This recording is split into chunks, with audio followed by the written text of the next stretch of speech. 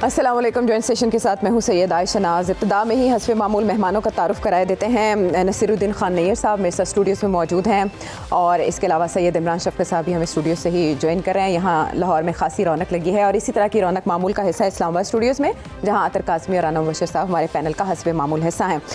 तो जिस तरह ये सावन का महीना है, मानसून सीज़न है, खुदरो पौधे जिस तरह उगते हैं, इसी तरह इस हुकूमत के जाते जाते कॉन्स्पिरेसीज़ भी उसी रफ्तार से उग रही हैं और कुछ नई नई सियासी जमातें भी वजूद में आ रही हैं, क्योंकि इलेक्शन सीज़न इन अ वे इसका आगाज़ हो चुका है। बहरहाल जो सबसे अहम मामला सामने आया वो सेक्शन 164 के तहत साबिक प्रिंसिपल सेक्रेटरी आज़म खान साहब का बयान था और वो बयान था साइफ़र से मुतालिक। तो साइफ़र का ऊँट किस करवट बैठेगा ये तो वक्त ही बताएगा, लेकिन सवाल यहाँ जो अहम है वो ये कि इससे निकलेगा क्या। माजी में डॉन लीक्स भी आई, मेमो गेट स्कैंडल भी आया जो कल अतर काज़मी साहब ने हमें याद भी कराया, लेकिन अब अगर साइफ़र के ऊपर तहकीकात होती हैं तो क्या ये माजी की गलती को दुरुस्त करने की एक नई कोशिश होगी या ला हासिल कोशिश होगी, या सिर्फ़ और सिर्फ पॉलिटिकल नैरेटिव रेटरिक ही इससे जन्म लेगा। इस मामले में अब जो हुकूमती शख्सियात हैं वो बता रही हैं कि डायरेक्शन ज़्यादा से ज़्यादा और कम से कम क्या हो सकती है। मौलाना फजलुर रहमान ना दूर की कोड़ी लाए हैं, वो क्या फरमा रहे हैं, पहले उनका बयान शामिल करते हैं। हमने 10 साल से ज़्यादा अरसा हुआ उनके बारे में जो कौम को कहा था, बड़े दावे के साथ हमने ये बात की थी, हक़ाइक़ तक पहुँचकर हमने ये बात की थी कि ये एक बैरूनी एजेंट है। आज़म नज़ीर तारड़ साहब जो हमारे वज़ीर कानून हैं वो बता रहे हैं कि सज़ा का तयन असल में करना किसने है।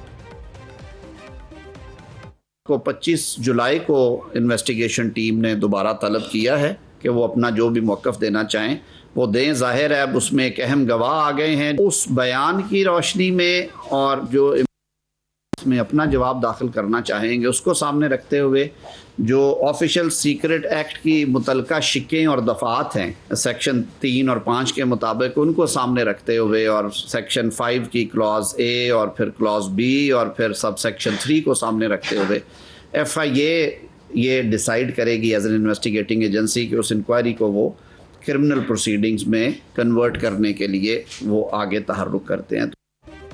ये कानूनी ज़ुबान, इस बारे में हमें नैयर साहब रहनुमाई तो फरमाएंगे, लेकिन सज़ा की मुद्दत कितनी हो सकती है, मुसद्दिक मलिक साहब बता रहे हैं। जो कानून है उसमें लिखा हुआ है कि अगर आप ये जुर्म करें, यानी पाकिस्तान का सीक्रेट डॉक्यूमेंट बाहर लेकर जाएं और उसको लोगों पे अया करें, तो इसकी सज़ा तो 17 साल से ज़्यादा है, मगर अगर उसको गुम करें, मिसप्लेस करें, तो उसकी सज़ा 3 साल है।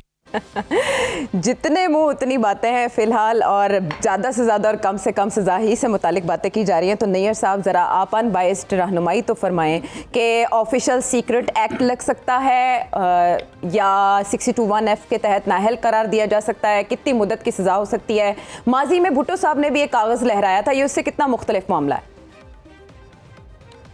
जहाँ तक तलक है ऑफिशियल सीक्रेट एक्ट का, वो किसी भी ज़िम्मेदार शख्स पे अप्लाई किया जा सकता है और वो सर्विस में हो या ना हो, और वो प्राइवेट पर्सन पे भी अप्लाई हो सकता है अगर वो गिल्टी पाया जाए ऑफिशियल सीक्रेट एक्ट के तहत किसी जुर्म का। होल्डर ऑफ पब्लिक ऑफिस होना ज़रूरी नहीं, लेकिन जिस शख्स के बारे में गुफ्तगू हो रही है undoubtedly he was prime minister of the country at that time. अब क्या उन्होंने कोई सीक्रेट एक्ट एक्सपोज किया है, ये तो मामला थे इंक्वायरी और इन्वेस्टिगेशन के। उन्होंने डॉक्यूमेंट लहराया है, वहाँ उस पब्लिक मीटिंग में एक्सपोज नहीं किया था, लेकिन उनके कंटेंट्स के बारे में इतनी गुफ्तगू हो चुकी है कि कुछ भी सीक्रेट नहीं रहा। अब जो लेटेस्ट डेवलपमेंट में मैं इस पर थोड़ी सी बात करना चाहता हूँ अगर टाइम दे, वो है बयान आज़म खान साहब का।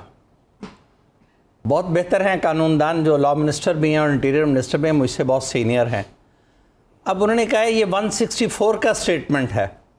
164 का statement magistrate of the first class or any other magistrate specially empowered in this behalf may record a statement or confession during course of an investigation। ये दो कैटेगरीज हैं 164 की पावर ऑफ मैजिस्ट्रेट की। एक में वो स्टेटमेंट लिखता है, दूसरे में वो कन्फेशन लिखता है।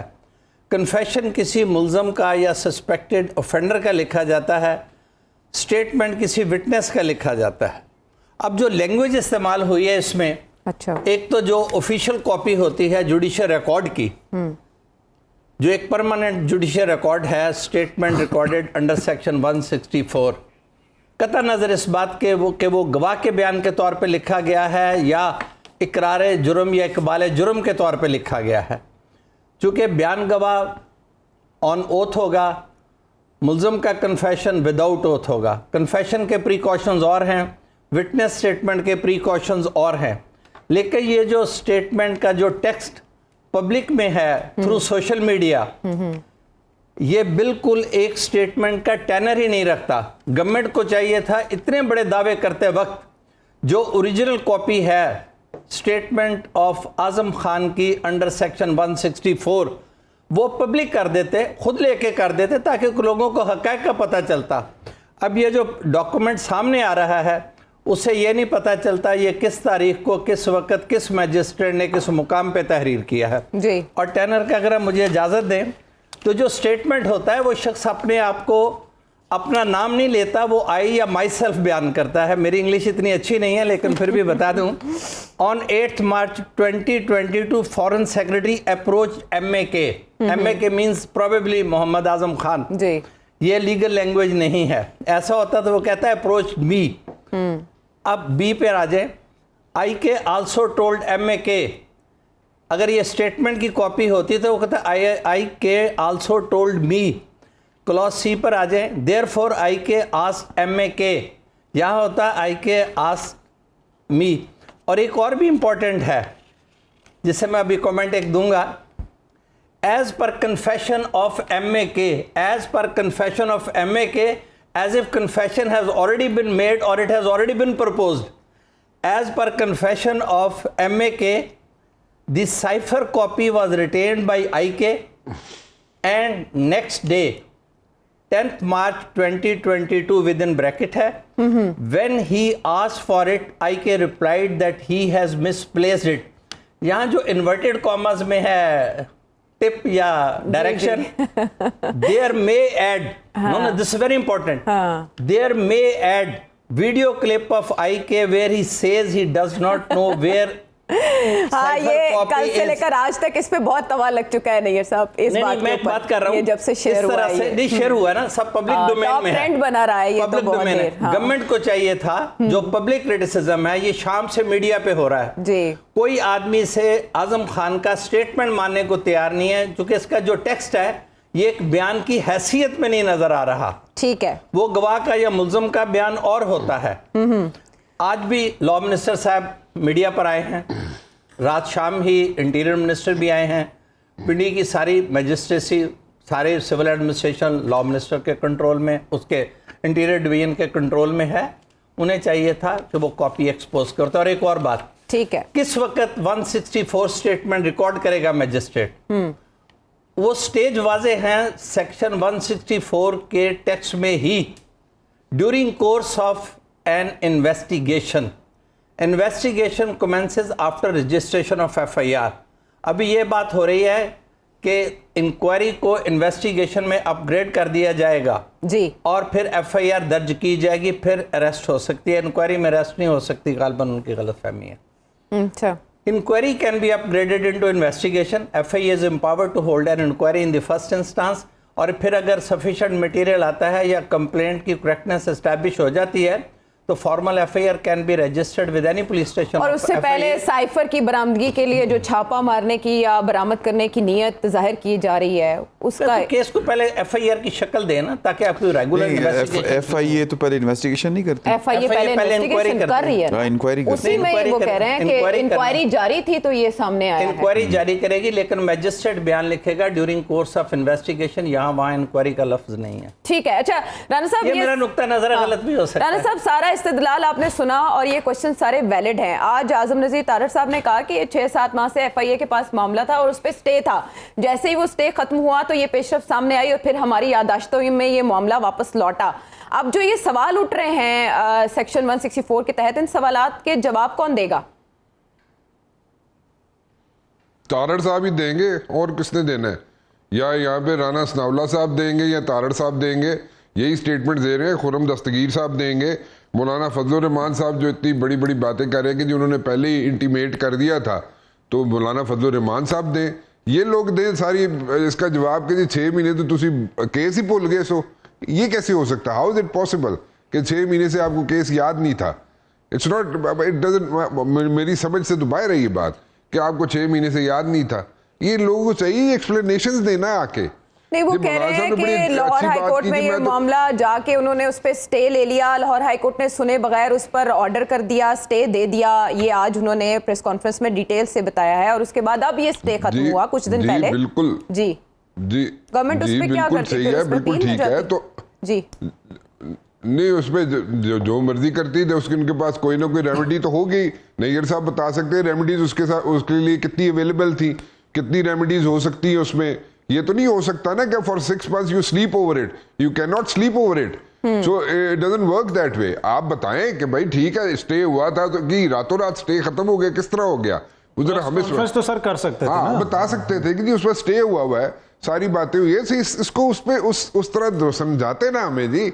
हम तो समझने के लिए बैठे हैं, हम तो एजुकेट हो रहे हैं, हम तो इतने अच्छे यहाँ पे इतने पढ़े लिखे लोग हैं, खुर्रम दस्तगीर साहब इतने पढ़े लिखे आदमी हैं, मौलाना साहब माशाल्लाह इतने पढ़े लिखे अजीम आदमी हैं, वो हमें समझा देते। जब उन्होंने प्रेडिक्शंस की थी कि जनाब पीटीआई का चेयरमैन जो है वो गड़बड़ आदमी है, तो हमें भी समझा देते कि जनाब ये कैसे हुआ, तारड़ साहब है ये, all these people they should have like taught us.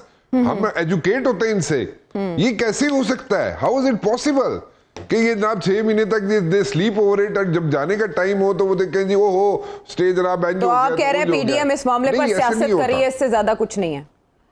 नहीं, मैंने तो आपको कल भी कहा था, it was all to have eyeballs, ठीक है? आई बॉल्स के लिए ये इन्होंने सारा कुछ इस टाइम पे किया है। पहले दे स्लेप्ट ओवर इट, ठीक है, इनको याद ही नहीं था, या इन्होंने कुछ सीरियसनेस शो नहीं की। अगर ये वाकई सीरियस होते कि उसको इसमें इम्प्लीकेट करते, या उसको उसमें जनाब इसको सजा दिलवानी होती, या वाकई उसको जनाब नाअहल करना है तो कराए, जरूर कराए। हम तो नहीं, मैं तो नहीं कह रहा कि उसको नाअहल कराएं। अगर वो नाअहल होता है पीटीआई का चेयरमैन तो करें, मुझे तो उससे कुछ लेना देना नहीं है।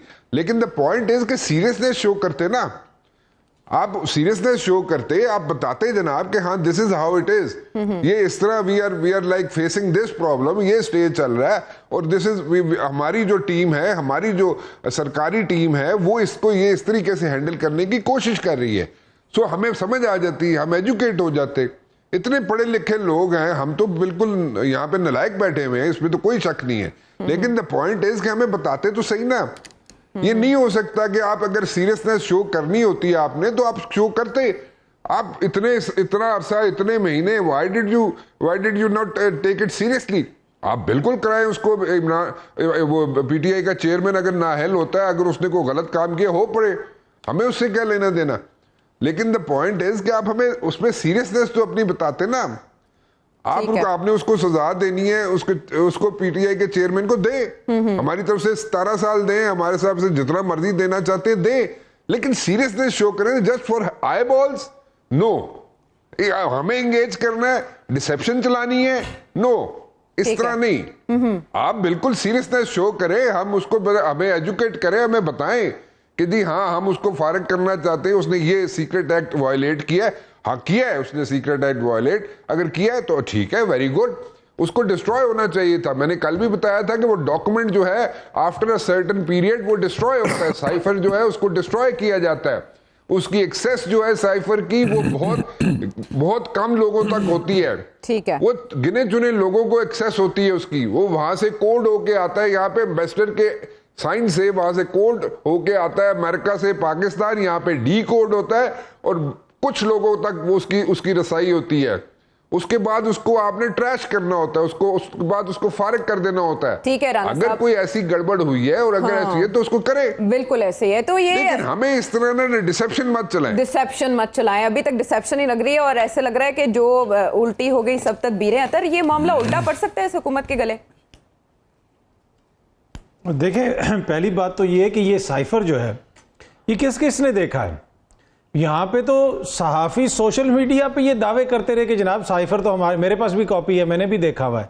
ये ऑन रिकॉर्ड चीज़ें ये सारी। दूसरी बात ये है कि ये जो साइफर है इसको दिखाने के लिए जिस वक्त चेयरमैन तहरीक इंसाफ पाकिस्तान के वजीर आजम थे, उन्होंने प्राइम मिनिस्टर हाउस में 7 से 8 सहाफ़ियों को बुलाया था और कहा गया था कि उन सहाफ़ियों को ये साइफर दिखाया जाएगा। उनमें खादिम भी शामिल था। हम लोग वहां पे पहुंचे, 2 बजे हमें ये साइफर दिखाया जाना था। तकरीबन 4:30-5 बजे तक हम इंतजार करते रहे और बताया गया कि साइफर को डी क्लासीफाई किया गया है, कैबिनेट मेंबर्स इसको देख सकते हैं, स्पीकर साहब इसको देख सकते हैं, लेकिन आप लोग नहीं देख सकते। तो किसी को साइफर नहीं दिखाया गया। उसमें थोड़ी सी ब्रीफिंग दी गई, असद उमर साहब ने, वहां पे अटॉर्नी जनरल साहब भी आए उस असना में, और वो सारा वहां पे मामला ये चलता रहा। तो साइफर तो किसी को नहीं दिखाया गया।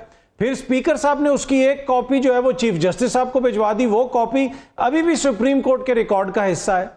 अब ये अचानक जो है एकदम से जी साइफर की कहानी सामने आ गई है।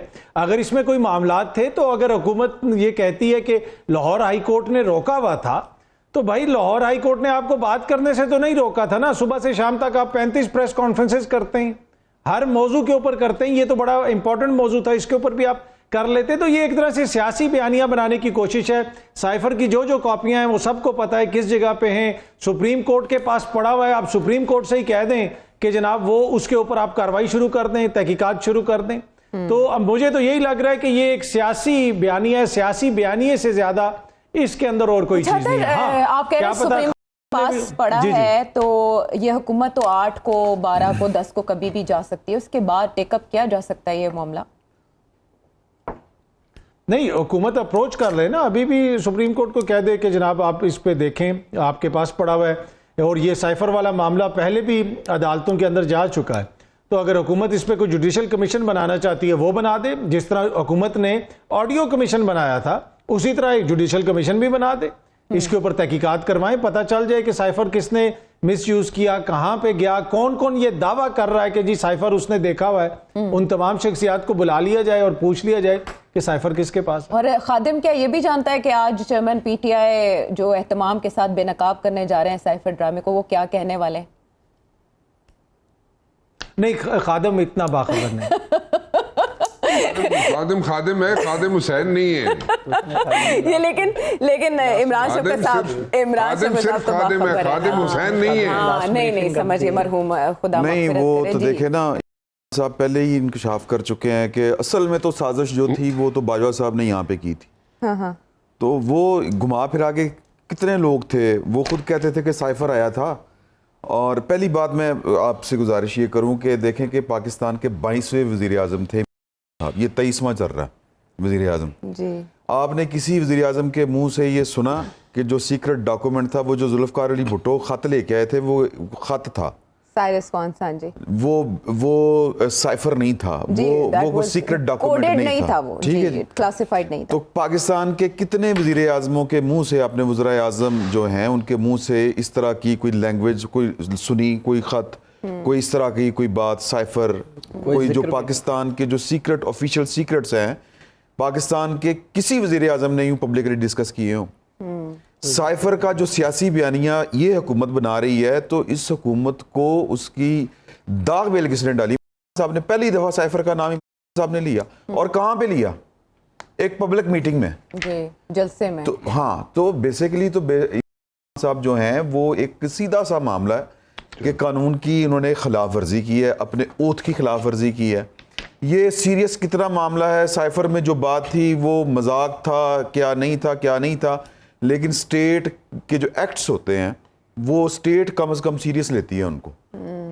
तो ये कहना कि जी कि वो बात ड्राइंग रूम वाली या वो गली मोहल्ले वाली बात, ये उस तरह इस चीज़ को ट्रीट नहीं किया जा सकता। बेशक कल को वो बिल्कुल फोका फायर हो, जो साइफर या इस तरह की कोई भी चीज़ है, तारीख में आने वाले वक्त में इस तरह की बहुत सी चीज़ें महज मजाक साबित होती हैं, इसमें भी कोई शक नहीं है। जैसे मेमो गेट हो गया, ये आपकी खैर वो तो जो है ये डॉन लीक्स उस ज़िम्रे में नहीं आता, लेकिन इस तरह की चीज़ें जो हैं वो फिर आने वाले वक्त में वो लगता है कि यार ये क्या था। लेकिन लम्हा मौजूद में हम इस तरह की चीज़ों को सीरियस ही लेना पड़ता है। लेकिन वरना मेमो गेट रियासत में भी तो चलती नहीं। मुदाखलत का ही कहा गया था ना कि आप जरा आए, इनको समझाएं, नहीं, वो फिर मेमो कंट्रोल गेट को, करें। मैं समझता हूँ मेमो गेट को भी इससे नहीं जोड़ना चाहिए। वो किसी प्राइम मिनिस्टर ने तो खुल के बात नहीं की थी, वो तो कोई इजाज साहब आए थे ना, मेरा ख्याल है कोई, मुझे याद नहीं पड़ता, वो थर्ड पार्टी थे। ये तो प्राइम मिनिस्टर, आपका प्राइम मिनिस्टर मंसूर इजाज आपका प्राइम मिनिस्टर कह रहा है, यू जेब से लहरा के। तो बेसिकली इमरान खान साहब ने इसके ऊपर की थी सियासत। अच्छा, हर चीज के ऊपर सियासत नहीं हो सकती। जिस तरह 9 मई को जो उन्होंने किया वो सियासत नहीं थी। अच्छा, देखें इतना खुली बात है कि वो इस पे सियासत कर रहे थे, तो उनके जो प्रिंसिपल सेक्रेटरी हैं उनको तो ये बात सामने आके अलल ऐलान कह देनी चाहिए ना। ये क्या है कि एक माह वो गायब रहते हैं और उसके बाद ऐसा बयान सामने आता है जो खोल के तो नहीं ये है। केस करते हैं जाके किस पे? जिन्होंने उनको उनके ख्याल में अगवा किया था। वो कह रहे हैं ना, मैं तमाम से इस ड्रामे को बेनकाब करने जा रहा हूँ। तो बिस्मिल्लाह करें, बिस्मिल्लाह कर दें, अभी थोड़ी देर तक कर देंगे वो। अच्छा। लेकिन मसला ये है कि पहले वो हमें बताते थे कि ये अमेरिका ने साजिश की, ये साइफर निकाल के दिखा रहे थे, फिर उसके बाद उन्होंने कहा नहीं अमेरिका का कोई कसूर नहीं। वजीर आजम होते हुए आप पाकिस्तान की जो डिप्लोमेटिक पूरा एक जो एहसास है उसको आपने बीच चौराहे के आग लगा दी। ठीक है, यानी स्टेट टू स्टेट आप प्राइम मिनिस्टर हैं और एक दूसरी एक आलमी ताकत के बारे में आप क्या बात कर रहे हैं। ठीक है, और उसके बाद फिर जब आपको जरूरत पेश आई, फिर वहीं उसी अमेरिका में आपने अपनी लॉबिंग फर्म्स जो हैं वो हायर की, फिर उसी अमेरिका के जो सफीर था पाकिस्तान में उसके साथ आपने वीडियो कॉल की राणा साहब और फिर आपकी हुकूमत ने उनसे फिर वो यूएसएड के तहत वो सारी चीजें ली। फिर आप कहते हैं नहीं साजिश तो चीफ ऑफ आर्मी स्टाफ ने की थी सी। ठीक है, तो मतलब ये तो मजाक है ना। अब आप मजाक करेंगे फिर वक्त आपके साथ मजाक करेगा। ठीक है, लेकिन अभी भी चेयरमैन तहरीक इंसाफ हैं कि वो इसको बेनकाब कर सकते हैं, उनके पास इसका काउंटर नैरेटिव है। जी, ब्रेक पर जाने से पहले ये सब क्विकली क्यों कहना है? एक लाइनर, नेशनल इंटरेस्ट अब भी यही डिमांड करता है कि सभी स्टेक होल्डर्स इस इशू को यही फ्रीज कर दे, यही फ्रीज कर दे और इस पर मजीद सियासत ना की जाए, सभी के हक में ये बेहतर है। ब्रेक के बाद आते हैं, मजीद बात करेंगे। Welcome back to the show. चले इसको क्विकली कंक्लूड करेंगे क्योंकि असद उमर साहब को तलब कर लिया गया है 24 तारीख को और 25 तारीख को चेयरमैन पीटीआई भी तलब किए गए हैं। असद उमर साहब ये कह रहे हैं कि उन्हें कोई कानूनी निकात नज़र नहीं आए इस स्टेटमेंट में आज़म खान साहब की, लेकिन वो जाकर FIA में हक़ाइक़ बताएंगे। तो नईर साहब के ख्याल में असद उमर, शाह महमूद कुरैशी साहब कोई ऐसी बात कर सकते हैं जिससे चेयरमैन PTI की मुश्किलात में इजाफा हो? नहीं, कोई भी एंटिसिपेट तो नहीं कर सकता ना, मैं उनका तर्जुमान हूं। एक्चुअली आपने वो वीडियो लीक, ऑडियो लीक तो सुनी होगी ना। डिफरेंट पॉलिटिकल पोजीशंस ले बैठे हैं। असद उमर साहब ने उस ऑडियो को कदरे कंसीड किया था, भी कहा कि ये बात चल रही है कि उन्होंने डिसओन भी नहीं किया था, हालांकि उस वक्त वो PTI में एक्टिवली पार्टिसिपेट कर रहे थे। अब तो PTI के सिर्फ बस ऐसे मेंबर हैं, अब उन्हें वो साहब भी एक्नॉलेज नहीं करते। शाह महमूद कुरैशी साहब फिर बड़ा ढीला सा मिलाते हैं साहब, नहीं बस नहीं साहब कहना तो ठीक है, आप क्यों उस पे दोबारा नज़रअंदाज करते हैं साहब, खास है और खफा भी हैं। छोड़ें उस बात को, internal story is very different बिल्कुल नहीं है। कोई भी पसंद करता उन्हें अब उस पार्टी में, जिस पार्टी में इतने साल सेक्रेटरी जनरल है। और सबसे बड़ी बात है ये उस दिन को जिसे बहुत क्रूशल डेट कहा जाता है in the politics of that particular party, उस दिन भी वो साहब secretary general of the party ही थे। अगर पार्टी लेवल पे कोई डिसीजन हुआ था तो after the head of the party if somebody else is responsible is the secretary general of the party, जिसके जरिए ऑर्डर्स कम्युनिकेट होते हैं, इंफॉर्मेशन कम्युनिकेट होती है। He can not shelf the liability. वो छोड़ दें उसको, मैं नहीं जाता। अब जो बात है कि वो पोजीशन क्या लेते हैं और इंक्वायरी ऑफिसर्स उन्हें कहाँ प्लेस करते हैं। दे कैन बी ट्रीटेड, वो उन्हें अकॉम्प्लिस भी ट्रीट कर सकते हैं, वो उन्हें विटनेस भी ट्रीट कर सकते हैं। ये सिचुएशन ही ऐसी बन रही है।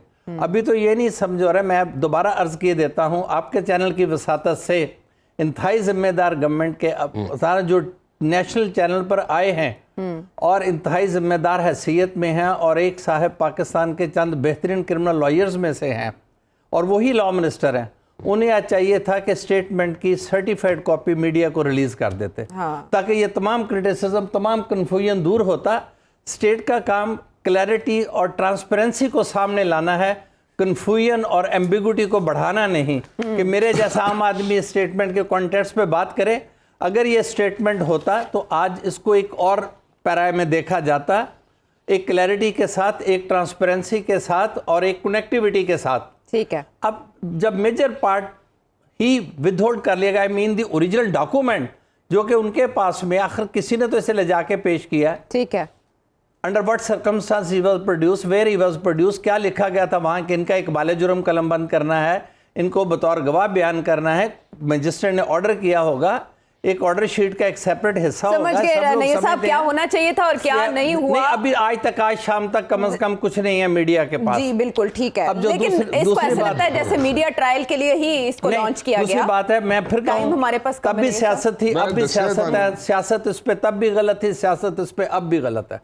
बिल्कुल ठीक है, और इस तरह की सियासत ये सेंसिटिव इश्यूज हैं। राना साहब, एक तरफ हम देख रहे हैं कि डिप्लोमेटिक सर्विस के खिलाफ जो केसेस हैं वो नाकाबिल यकीन हद तक बढ़ चुके हैं, और दूसरी तरफ हम हमजा शहबाज साहब और मौजूदा वज़ीर-ए-आज़म पाकिस्तान उनको देख रहे हैं कि उनको एहतसाब अदालत ने मनी लॉन्ड्रिंग के रेफरेंस से ही बरी कर दिया। तो ये है तजादात, जब आप इक़्तिदार में आते हैं तो आपके सारे गुनाह धुल जाते हैं और इसी तरह सीक्वेंस चलता रहता है। आपके ख्याल में चेयरमैन पीटीआई के हवाले से जुलाई फैसला कुन हो सकता है? देखें, एक बात तो फॉर श्योर है कि चेयरमैन पीटीआई ने अरेस्ट होना है, ठीक है, इसमें कोई दो राय नहीं है, इसमें किसी को शक व शुबा नहीं होना चाहिए। दूसरी बात एक्सक्यूज मी, दूसरी बात यह है कि यहाँ पे एक बात बिल्कुल क्लियर रखें। देखें, जब साइफर की बात होती है ना, मैं एक सेंटेंस उसमें ऐड करना चाहूंगा। साइफर की जब बात होती है ना, एक चीज ऐसी होती है, एक जो भी हेड ऑफ स्टेट होता है ना, उसको ब्रीफिंग्स और डीप ब्रीफिंग्स दी जाती हैं और उसमें स्टेट सीक्रेट्स शेयर किए जाते हैं उसके साथ। सो वो मैंने कल भी कहा था, आज दोबारा कह रहा हूं कि वो स्टेट सीक्रेट्स जो हैं वो डिस्क्लोज नहीं किए जाते, वो कब्र में भी उसके साथ जाते हैं। So this is how it works, ठीक है। ये नहीं हो सकता कि आप अपने बेनिफिट के लिए, शॉर्ट बेनिफिट के लिए आप उसको जनाब पब्लिक कर दें, नहीं, ऐसे नहीं होता। ऐसे में पीटीआई के पास इस्तदलाल डॉन लीक्स का है कि वो एक मीटिंग में बात हुई थी और आपने उसको कैसे पब्लिक कर दिया। आप इसको उससे तालमेल नहीं समझते? दोनों केसेस कोई डिफरेंट मामला। देखिए, इसमें कोई भी हो अक्रॉस द बोर्ड, आयशा, कोई भी हो अक्रॉस द बोर्ड बात कर रहा हूं। देखिए, कोई भी स्टेट सीक्रेट हो, कोई भी किसी जगह पे हो, कोई भी मतलब किसी भी जगह पे हो, कोई मैं सिर्फ कोई चीफ एग्जीक्यूटिव की बात नहीं कर रहा, मैं किसी भी जगह पे कोई भी चीज हो जो आपके साथ शेयर की जाए और वो स्टेट सीक्रेट हो, वो उसको आप पब्लिकली ना तो डिस्कस करते हैं, ना उसको किसी के साथ शेयर करते हैं, ना वो आप वो अपने सीने के साथ लगा के रखते हैं। बिल्कुल ठीक है। इन दिस पर्टिकुलर केस अगर किसी ने गलती की है तो मैं सिर्फ ये कह रहा हूं कि अगर चाहे वो चेयरमैन पीटीआई हैं, चाहे वो जनाब उस वक्त के सेक्रेटरी फॉरेन अफेयर्स हैं, चाहे वो उस वक्त के मिनिस्टर फॉरेन अफेयर्स हैं,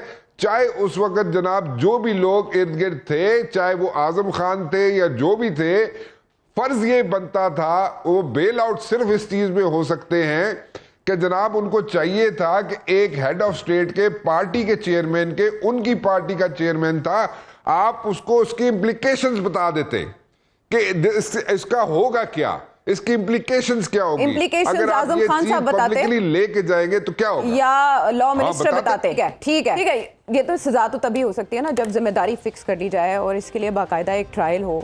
still long way to go. Break के बाद आते हैं वापस। Welcome back. अतर वक्त हमारे पास बहुत कम है, लेकिन कुछ सिग्निफिकेंट मूव्स हो रही हैं, जैसे कौमी असेंबली का अलविदाई इजलास जो है वो चल रहा है। इक़्तिसादी राब्ता कमेटी के इजलास में 42.5 अरब रुपए इलेक्शंस के लिए मंजूर कर लिए गए हैं। कैबिनेट ने अभी फाइनल उसकी मंजूरी देनी है। ऐसे लगता है कि बात का इनेकाद तो होने जा रहा है और नवाज शरीफ साहब भी वापस आ ही जाएंगे, but at the same time जो टेररिज्म है जिसे हमेशा पाकिस्तान को खतरा रहा है बिसाइड करप्शन, उन वाक़यात में तेजी आई है हाल ही में। ये वाक़यात इम्पैक्ट कर सकते हैं, सीरियस थ्रेट हैं इलेक्शंस के इनेकाद के लिए? देखिए, माजी में भी हमने देखा कि इस तरह के वाक़यात होते रहे और हमने एक बहुत बड़ी पाकिस्तान की लीडर को भी इसी किस्म के एक वाक़े के अंदर खोया। तो ये कहना कि इस तरह के वाक़यात का कोई इम्पैक्ट नहीं होगा, तो मेरे ख्याल में वो मुनासिब या सही दुरुस्त नहीं होगा। तो यकीनन इसका इम्पैक्ट हो सकता है और ये सूरत-ए-हाल परेशान कुन भी है। वहाँ पे जो निगरान हुकूमत है या जिस एरियाज़ के अंदर इस किस्म के वाक़यात हो रहे हैं, हुकूमत को इसके ऊपर तवज्जो देने की ज़रूरत है। और ये इलेक्शन से पहले इस तरह के वाक़यात का होना यकीनन ना सिर्फ इलेक्शन को इम्पैक्ट कर सकता है, जो इलेक्शन कैंपेन वगैरह होनी है, जिन भी सियासी जमातों ने करनी है, उसके ऊपर भी इसका इम्पैक्ट हो सकता है। तो यकीनन जो है ना, ये एक ऐसी चीज़ है जो परेशान कुन है। लेकिन ये पीटीआई के ऊपर नहीं होगा इफेक्ट, उसकी वजह के तो उनके तर्जमान रहे हैं चेयरमैन पीटीआई, सॉरी मैं फिर ना नहीं ले, और खुद ही इन्होंने ला के बसाया हुआ है, ये भी ओपन सीक्रेट है। तो मेरा नहीं ख्याल कि एस्टेब्लिशमेंट का फैसला था ना, जी? एस्टेब्लिशमेंट साथ थी ना इस मामले पर, नहीं, तने तनहा तो नहीं उस दौर में आयशा में उस दौर में जो भी होता था, उस दौर में जो भी होता था उसके जिम्मेदार खान होता। हमने ये जिम्मेदारी कबूल की है, जो हमने ये जिम्मेदारी कबूल की है। था उन्होंने कभी भी इसको पाकिस्तान की जंग नहीं कहा, उन्होंने हमेशा कहा है कि जी के ये इनको हमने वापस ला के बसाना है। हाँ, नहीं, उन्होंने कहा कि बहन को तोप के आगे खड़ा करके मार देते। मैं तो आपसे भाई हमने तो तोप के आगे खड़ा किया था एग्री कर रहा हूं, हमारे वो दुश्मन है, हमने तो मारना ही है। एग्री कर रहा हूं, लेकिन जो है वो एस्टेब्लिशमेंट वो करती थी नहीं करती थी, हमने खुद ऑन किया हुआ है इसको। तो इसमें मेरा ख्याल है कि बुरा बनाने वाली बात कोई नहीं है। सारे सब कुछ सारा कुछ वही करते थे। नहीं सर, मैं देखिए आप तंजन बात कर रहे हैं, मैं तंजन बात नहीं कर रहा। अतर साहब आप तंजन बात कर रहे हैं, मैं तंजन नहीं कर रहा। मैं एक फैक्ट बयान कर रहा हूं कि दहशतगर्दी की जंग को कभी पाकिस्तान की जंग नहीं कहा। वो जब पहली दफा वजीर आजम बने थे, ओथ लेने के बाद जब GHQ गए थे, उन्होंने कहा था हमने अमेरिका की जंग लड़ी। कितने उन्होंने तालिबान ने उनको अपना नुमाइंदा कहा पाकिस्तान कितने हुए। हमने कहा कि जी कि इनको हमने वापस लाके बसाना और बसाया, और उसका क्रेडिट लेते उसके हैं। बाद उन्होंने कहा कि हमने इसके हवाले से फैसला करना RSS था, है, लेकिन एस्टेब्लिशमेंट ये PTI की RSS है। अच्छा, ये बहुत TTP बड़ा एलिगेशन है। इसमें कैसे इसमें ये है कि आप करूंगा आपके साथ KPK में होता क्या है जी अतर नहीं, आपको लग समझ मैं जाएगी। इसमें सिर्फ यही अर्ज कर रहा हूं कि इमरान शफकत साहब तो बिल्कुल दुरुस्त फरमा रहे हैं, लेकिन मैं उन लीडरों का क्या करूं जो 3 साल मुझे खटपुतली सिलेक्टेड कहते रहे। अब अचानक वो इतना ताकतवर था ये कि कैसे कर लिया? वही कहते थे फैसले कहीं और होते हैं। एक बयानिया आप बना लें, या वही कहते थे फैसले कहीं और होते हैं। कठपुतली हो। इस वक्त तो आपके सामने कोई नून लीग का, पीपल्स पार्टी का कोई और बंदा नहीं बैठा हुआ, इस वक्त तो मैं बात कर रहा हूँ। चलें, तो मैंने बात जो फैक्ट्स आपके सामने रख दिए हैं, चले राय सबके सामने पहुंच गई। 12 इस हुकूमत के लिए आगे इंटरेस्टिंग आवाम के लिए शायद हो सकते हैं, लेकिन चैलेंजिंग है, चाहे वो लॉ एंड ऑर्डर हो, इलेक्शंस का इनेकाद हो या टेररिज्म की ये सिचुएशन। इसके अलावा हमारे मुल्क की जो मुहाफिज एजेंसीज हैं उनके रोल में भी आने वाले दिनों में इजाफा हो सकता है। अगले प्रोग्राम तक के लिए हमें इजाज़त दीजिए।